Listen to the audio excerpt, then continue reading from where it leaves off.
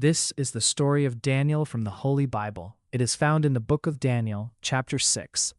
During the reign of King Darius, Daniel distinguished himself among the administrators and officials because of his exceptional qualities. The king planned to set Daniel over the whole kingdom. Because of this, the other administrators and officials tried to find grounds for charges against Daniel in his conduct of government affairs.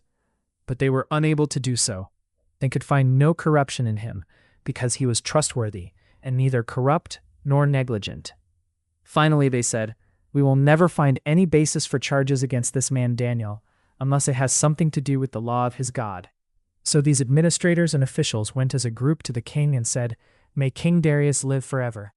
The royal administrators, prefects, satraps, advisors, and governors have all agreed that the king should issue an edict and enforce the decree that anyone who prays to any god or human being during the next 30 days, except to you, your majesty, shall be thrown into the lion's den.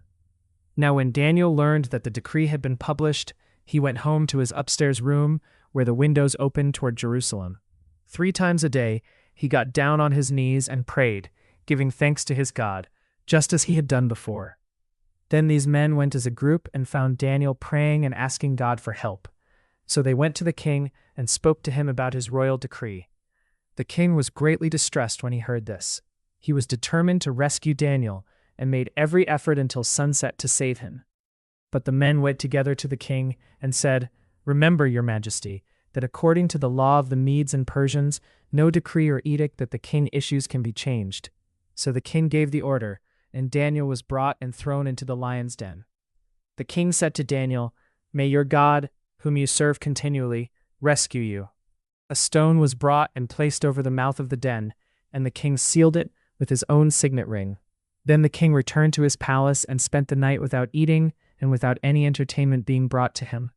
And he could not sleep. At the first light of dawn, the king got up and hurried to the lion's den. When he came near the den, he called to Daniel in an anguished voice, "Daniel, servant of the living God, has your God, whom you serve continually, been able to rescue you from the lions?" Daniel answered, "May the king live forever.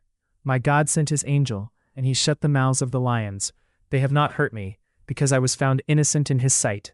Nor have I ever done any wrong before you, your majesty." The king was overjoyed and gave orders to lift Daniel out of the den. And when Daniel was lifted from the den, no wound was found on him, because he had trusted in his God. Then King Darius wrote to all the nations and peoples of every language in all the earth. He said, "I issue a decree that in every part of my kingdom, people must fear and reverence the God of Daniel. For he is the living God, and he endures forever. His kingdom will not be destroyed, and his dominion will never end."